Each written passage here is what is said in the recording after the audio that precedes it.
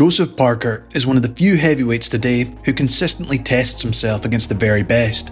He's shared the ring with world champions, dangerous punchers, and rising contenders. And while the road hasn't always been smooth, Parker has quietly evolved into one of the most complete fighters in the division. Since his loss to Joe Joyce and the partnership with Andy Lee, it's sparked a real transformation in his style, sharpening his offense, tightening his defense, and adding more layers to his game that many critics once said he lacked. Now, after a string of impressive wins over top names, Parker is closer than ever to fulfilling the promise that followed him since the rise to a world title nearly a decade ago. And with new life into heavyweight boxing, the opportunities in front of Parker have never been bigger. So the questions I'll address today: how exactly has Joseph Parker changed, and what makes his current style so dangerous? While I'll break down his evolution in the ring and if he can become a two-time world champion. So on that note, let's get right into it. Before examining the Joseph Parker of today, it's essential to acknowledge his earlier years, as while that version of Parker had flaws, he also possessed qualities that made him a world champion. Parker's early identity was a back foot boxer. He relied on his mobility and fast feet to move around opponents rather than assert himself in the centre of the ring. And this gave him the ability to make opponents miss and reset, but also meant he rarely imposed himself physically. Defensively, Parker showed great reflexes and timing, often catching and parrying shots with his rear hand.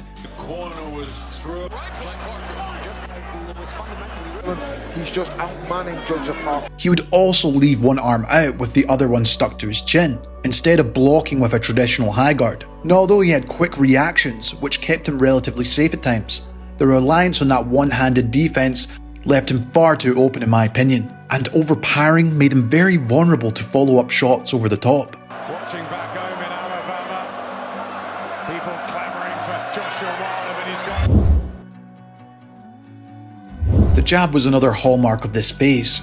More often than not, Parker threw a pawing jab while moving backwards. Pawing jab sets up what we want to set up. He knows why he's throwing that pawing jab, because he is the taller fighter. So that pawing jab gives Andy a reason to come after it. When he comes after it, that's when we take advantage of it. Or looked to use up jabs, and it acted more as a rangefinder, a distraction, or a way to set up the left hook or straight right.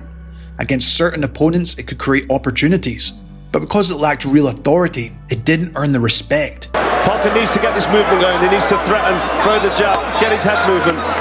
It resembled more of an amateur-style jab at times, useful for scoring touches, but not for controlling a fight. Parker, nevertheless though, was still a thinking fighter pre-Andy Lee days. He used feints to try draw reactions, showing flashes of his ring IQ on the outside. The issue was with this, without a consistent threat behind the jab or right hand, opponents didn't bite as much to it.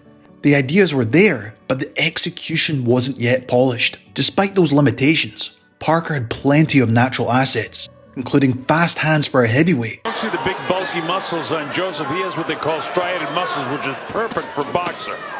He's really leveraging already on his shots and going to... Been staying out of the punch. Cut. Kevin Berry did a great job. That's it. He's ready to go. The ropes held him up. Will Reg ever stop this fight, or is he going to let this man kill him?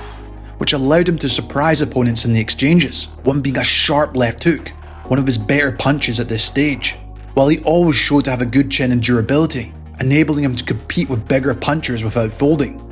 While he just had natural athleticism and reflexes, which also made him difficult to hit clean at times.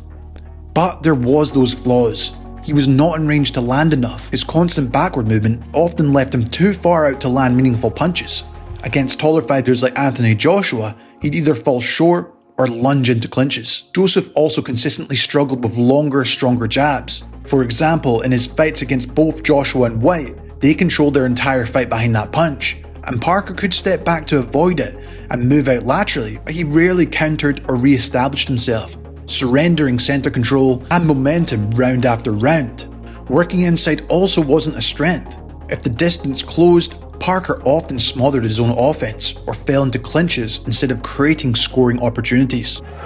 Parker's good on the outside, good with that jab, good with the hand speed, but as soon as they come together, he doesn't look like he fancies it at all. He wants to back up, he closes his eyes sometimes, he looks negative, and that will just get you beat and get you hurt.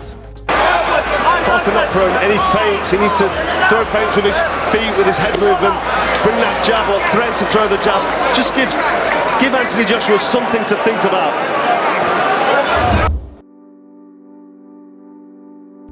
It became clear by 2021 that something had to change.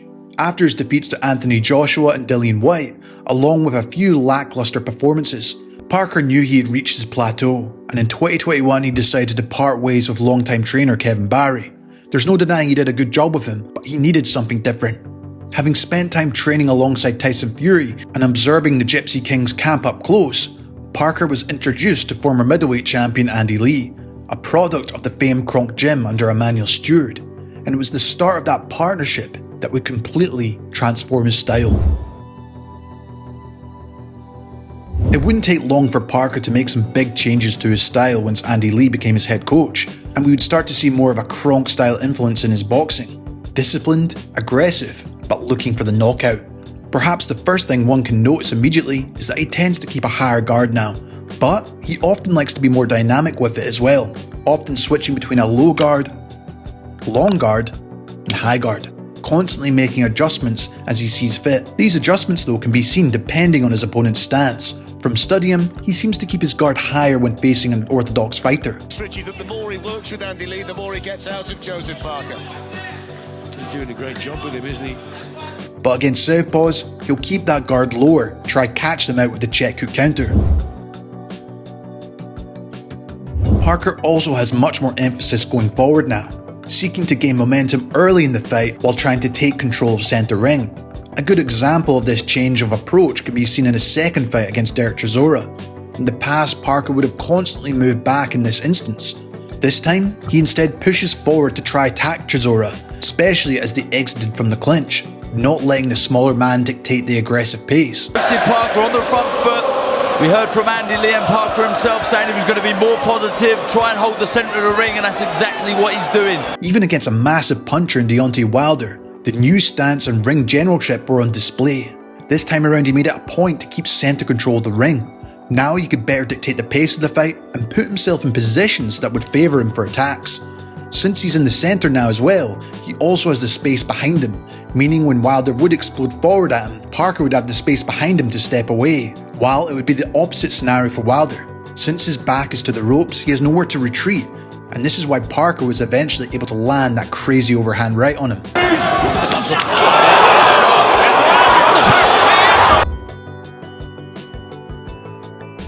In terms of defense, Parker will still move on the back foot at times, but this time his footwork is not as erratic and all over the place, while he will maintain more of a high guard to block incoming punches. He also opts to stay face to face and initiate a clinch if the opponent is lunging forward as well, smothering any of their work while frustrating them at the same time. Once in the clinch, he'll always make it his goal to face them back to the ropes by twisting them, who of course gain that centre control of the ring. Still here in the 8th round after yet another pummeling in the 7th. And again you ask the question whether he could have made more use of that. However, if not possible, he'll try stand his ground and fire back when backed up against the ropes, while in the middle of the chaos, he will look to tie you up again if he has the opportunity. One of the biggest changes under Andy Lee has been Parker's head movement. In the past, he used it mostly as a defensive tool, slipping or pulling straight back to avoid punches. Now he applies it with purpose, blending head movement with feints to close the distance and set up his own offense. Against Zhang, for example, Parker spent time on the back foot, but with a very different approach. Instead of simply retreating and resetting, he used subtle slips and rolls to make Zhang miss, immediately creating opportunities to counter. His head never stayed still. It was in constant motion, which forced Zhang to hesitate, second-guessing his attacks for the fear of getting countered. Interestingly, he would also use his head movement in combination with the check hook in order to counter. This was particularly effective against Zhang because of his southpaw stance. At first he was making it a lead hand battle with Zhang, constantly trying to go over the top of Zhang's lead hand with his own lead hand. After a while, Parker decided to keep the lead hand low and start inviting Zhang's lead hand to go probe or attack him, which in turn would help set up Parker's left hook or check hook counter. 39-36 to Zhang. Trying to win the round.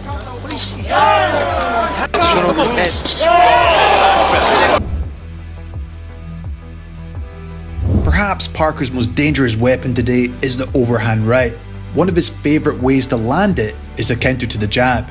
He slips his head off the centre line as the opponent jabs, and then whips the overhand directly over the top of their lead hand. It's a devastating setup, especially effective when the opponent is pressing forward behind their jab.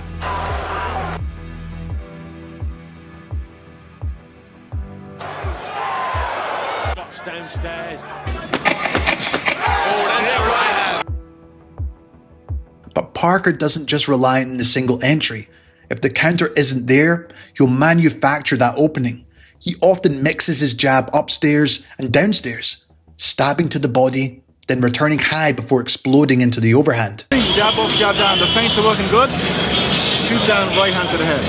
Okay. It was a 3-2. Right hand from Parker.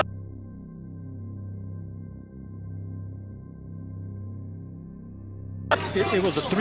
Right hand from Parker. Parker was able to avoid that one against the Alabama. Parker may see something. Jab to the body, and again, more with that left hand. Throughout these sequences, he layers the crouch feints, dipping low to coil himself, and then springing forward to maximize leverage and power.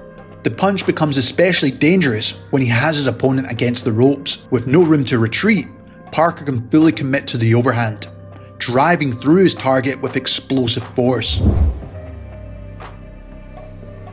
Because Parker's overhand has become such a respected weapon, his feints are far more effective today than they were in earlier fights against the likes of Ruiz or Joshua. Once opponents have felt that shot, even the smallest movement from Parker makes them flinch. Against Deontay Wilder, for example, the threat of the overhand had him reacting to every dip and twitch. Parker even uses the overhand itself as a feint. Against Zhang, he'd throw it high once, then mimic the same motion but drive it into the body. And that ability to disguise intentions keeps opponents guessing, making them never quite sure what's coming next. Another valuable tool in Parker's arsenal now is the throwaway punches. And these are shots with no real intention of causing damage necessarily, but instead act as a distraction or a way to open the door for something heavier. Parker often uses the left hook as a throwaway, slapping it across the guard before immediately following up the straight right. At times he'll do the same with his jab, a light touch that disguises the bigger punches that's about to follow. I've actually done a whole video on throwaway punches and how they can help set up power punches and even knockouts. Make sure to check it out at the end of this video. Parker also uses the throwaway to set up his uppercut. While he usually finishes with the straight, Parker will switch to the uppercut if his opponent is constantly bobbing and weaving, Derek Chisora being the prime example of this. Parker would bait him with the throwaway, which would draw the duck, and then time him with the uppercut perfectly. On other occasions, he'd simply feint with his body to get Chisora to dip before ripping the uppercut through the middle. Where Parker wants Chisora. Lovely right, tremendous right uppercut. Jab to set up that right uppercut. That was a belting shot, wasn't it? He's going to need a lot more than bravado. What an uppercut! Brilliant punch. Get out by Bob Williams. It's a knockout victory for Joseph Parker. Another major evolution is the jab. No longer a soft, pawing, probing shot, Parker now fires a stiff jab with intent, often reminiscent of many of the Kronk fighters such as Tommy Hearns. It's not just a point scorer, it's now a weapon to command respect from his foes and set up his offense. Across the board, in my opinion, Parker's punches are now heavier and sharper. He plants his feet firmly, especially when he has an opponent backed against the ropes, and commits fully to his shots. Physically, he's also added size too, weighing as much as 269 pounds against Martin Piccoli, which has given him more of an imposing presence in the ring. Boxing will always be a sport about skill, but Parker's extra muscle has amplified his power and physicality to match his improved technique in the heavyweight division. Of course, with every adjustment comes trade-offs. While Parker's style has improved dramatically under Andy Lee in my opinion, a few weaknesses remain that opponents can still look to exploit. Under Lee, Parker now plants his feet more firmly to generate power and authority in his punches. The trade-off, however, is that sometimes he can become a more static target. Against quicker combinations, his reduced mobility makes it harder to get out of range as easily as he once did. Another recurring issue is balance when pressing forward. When Parker chases an opponent to the ropes, he occasionally overcommits, which does leave himself off balance. To recover, he often leans into his opponent and initiates the clinch, which can neutralise danger, but can also interrupt his own offensive rhythm and give his opponent opportunities as well. There's no denying Joseph Parker has been through hard times in heavyweight boxing, facing world champions, knockout punchers and rising contenders. His career has had setbacks, but each one has pushed him to evolve. And under Andy Lee, Parker is transformed from a cautious back-foot boxer into a far more complete heavyweight. Heavy-handed, more confident, and tactically sharper. While it's been years since he last held a world title, Parker arguably looks better than any point in his career, with his more recent wins putting him right back in the mix. And in a heavyweight landscape fueled by massive events and new opportunities, Parker finds himself closer than ever to that goal of becoming a champion again. The big question is, can this new version of Joseph Parker go one step further? Not only reclaiming a belt, but perhaps even chasing an undisputed status. In my opinion, I think his evolution suggests it's possible. And with Usyk potentially retiring soon, it could be the perfect time to snap up a belt and make that jump up again. But I'd love to hear your thoughts in the comments. Do you think Joseph Parker's new and improved style under Andy Lee will help him become heavyweight world champion again? And what area do you think is the most effective? I'd love to know. You can watch Joseph Parker's next fight versus Fabio Wardley on October 25th, live and exclusive on DAZN. You can use my link in the description below to sign up. If you enjoyed this, make sure to like and subscribe. And if you want more like this, why not check out some of these style breakdowns? This has been Jamie from Boxing Life. Thank you so much for watching, and as always, I'll see you in the next one.